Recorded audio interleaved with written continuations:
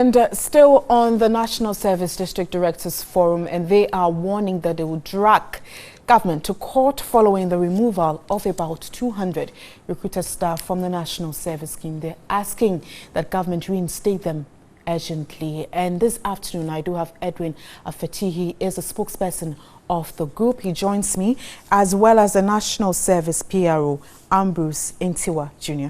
Good afternoon, gentlemen, and thanks for your time. Now, I'll start with you, Edwin. Which National Service District are you for? New Jobbing. New Jobbing. And yes. You're the District Director? Yes, please. Now, what does your work entail?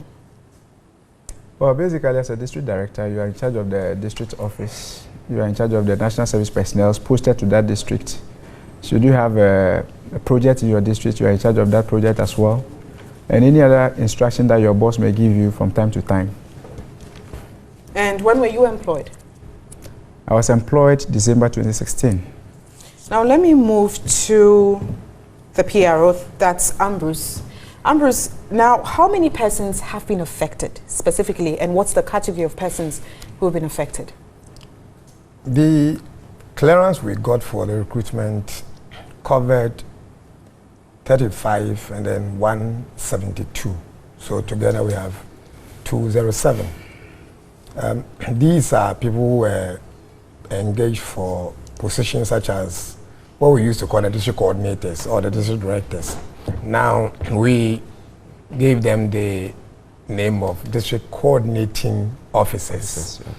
And then it also includes accounts officers, catering officers, people who work with the internal audit, our transport.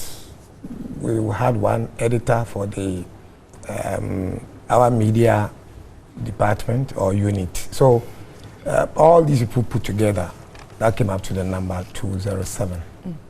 Now, interesting you mentioned clearance, because that has come up with a lot of issues. Yes. And we even had your former boss mention that clearance was indeed given. Sure, that is due correct. process. Would you admit that indeed due process was followed?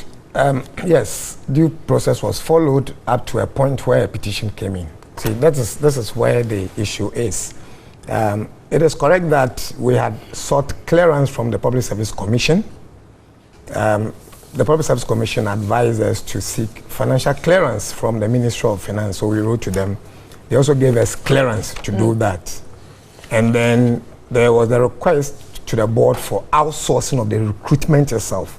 So it was at that point that a senior member of staff raised a red flag that why would you want to outsource if we could do these things internally? So he petitioned the Public Service Commission, which had given us the clearance to recruit the people. So that was, I think, early part of November, I think 2nd November or so. On the 16th of November, the Public Service Commission wrote to the then as a director, addressed to him, that because of the petition received, the process should be put on hold so that we look at, or they look at the petition. At that time, the interview had started, but it was not concluded. So the expectation was that it will be put on hold for the issue to be resolved. But it went on up to conclusion until 15th December. I think between 13th and 15th December, people were given their appointment letter because they had to be appointed anyway before the end of December. Now, two things here. I need clarity on two things here. Are you saying that due process was followed to a point? Is that to say that what happened after that point, after the petition came in, was wrong? If the Public Service Commission that had given you the go-ahead to recruit also wrote back to tell you that put on hold the recruitment process, what does it mean? It means there's something wrong somewhere. That is why they're asking you to hold on. Now, the Public Service Commission asked for some responses, which was done. But let me say this. There was another petition from a group of people. That one came late. So on the 22nd of December 2016, the Public Service Commission wrote a second letter asking for the exercise to be put on hold, making reference to the first letter they had written on the 16th of November, which meant that even though there had been a response of some sort, they were still insisting on the fact that they had asked the scheme to put on hold on the 16th of November. And that means that one still stood. And that letter was from persons who weren't employed? Come again, please. Was that letter from persons who weren't employed? That letter came from the Public Services Commission. Okay. You said it was another petition. That for those who had worked in our offices as volunteers, and they petitioned and made the case that because they had worked with us for a number of years, 1 year, 2 years, 3 years, they were supposed to have been given some opportunity, maybe the first option to be employed, which was not done because the thing was open to everybody to apply. And therefore they petitioned. The Public Service Commission said, okay, if these petitions are coming, then it's important that we look at all these things holistically. So they wrote again on the 22nd. But I'm saying that by that time, the letters had already been issued. So there was nothing anybody could do at the time. But it is instructive to understand that that letter made reference to the letter of 16th November, which means that even though there had been some response, they still insisted that they had directed or advised for the thing to be put on hold, which was not done. That was the problem. Now, I'll get back to you shortly. And let me move to Edwin, because I will talk to you about internally resolving that issue before it went to PSC, and then also some other concerns that had come up when the letters were given out, because there was a directive from the Ministry of Finance that recruitment should be done or should not take place before October 2016 and not later than December 31. So I'll come to you on that. Now, Edwin, what happened? What happened? What were you told? As in what he has just narrated. We were just informed this morning about this letter that the new executive director has, upon the letter sent by Public Service Commission on the 22nd, decided to withdraw our appointments. And they cited the petition by one senior member. I want to call his name, Reverend Simon McAndama, petitioning the Public Service Commission against the outsourcing of the process of recruitment. Based on that, they are withdrawing our appointments. We do not understand it, because if that petition that was sent 2nd November has been replied by the board, it suffices to believe that the Public Service Commission should be satisfied with the reply from management or the board. Then, after we have been issued appointment letters, you have not said anything after the reply. We have been issued appointment letters. Then some aggrieved persons have petitioned you after we have given appointment letters. It leaves a lot to be desired about. So as it stands, you are jobless? Yes, that is what they are trying to. But you don't know if you're jobless or not? We don't want to believe it now. We will not accept it. Okay. Now, back to you, PRO. First bit about internally resolving this issue. When one of your directors came up with a concern, did he try, or did that very institution try resolving that problem internally?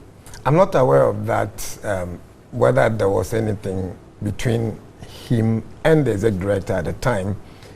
Some of these things were not even known to the staff until the matter became somehow dicey. We realized that they said there was something, a petition from some. In fact, initially, this was not discussed with anybody.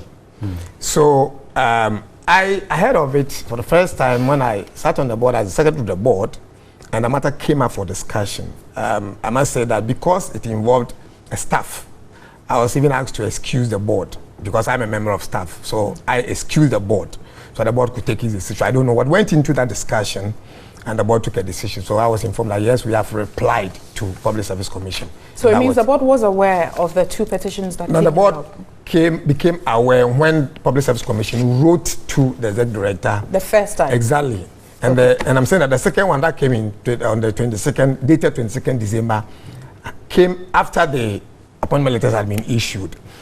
And so that one, there was nothing anybody could do. But I'm saying that that letter made reference. See, this is where the issue is. That letter made reference to the first letter. That point you have clearly stated. Sure. But another concern was that there were dates that were specifically given by the Ministry of Finance, that if you don't do it, then you can't do it at all, probably for a period or so. Before the 31st of December. Yes, before the 31st of December. So after the board had given approval, all issues resolved, and then this petition came in. The interviews had already gone on. What was supposed to have been done? The interviews were ongoing by the 16th of November. You can check for the records. They are not completed by then. They had started, but they were still ongoing. So if you ask what could have been done, I will not be able to give that answer because I'm not in management position to but take you that. Work there. I'm coming, please. The point is that I'm not a decision maker because the board had given approval to go ahead, and the letter had come to the executive director and made reference to the board. I've already indicated here that on the day of the discussion of that issue, I was asked to excuse the board. So I did. So I don't know what even went into the discussion and the final decision taken at the time. I'm asking because you represent sure. this service, and you should have up-to-date information because definitely you'll be interacting with the media. My sister, you are supposed to have up-to-date information. You can give information that you have. You cannot give information that you do not have. The fact is, if you work with an institution and some information, you are not privy to some information, definitely you cannot talk about it. And you cannot be said that you must have every information. That is what next? What next now, for these persons who've been asked to go home? No, I'm sure if you look at if you read the last bit of the statement, it says that they should look out for opportunity for so they've employed, they've asked to go home and then look out for opportunity. We have not discussed, excuse me, that one has not been discussed yet. So I'm sure that as soon as a decision is taken on that, everybody will be informed. What do you intend doing about this? Well, the decision is a hasty one. Let me put it on record. There is a hasty one taken because the actions of the Public Service Commission itself is suspicious. How long will it take you to, review a petition or investigate a petition when you are fully aware that there's a timeline for recruitment to be done? When you write a letter, somebody replied you never raised any issues anymore, and the person went ahead and completed his process. Then some people from somewhere who also applied, they were not shortlisted, petitioned you. We didn't even know what's in the petition. Then later on you write that the process should be But halted. what next? We will have to go to court to seek redress because... Are you doing it as a whole front? We are doing it as a group. All right, those affected, yes. Thank you very much. I have been welcome. speaking with the PR of National Service, Ambrose Ntiwa Jr., and also an affected district director of New Jobbing, that's in Eastern Region. He's Edwin K. Afeti. You're still watching Midday Live.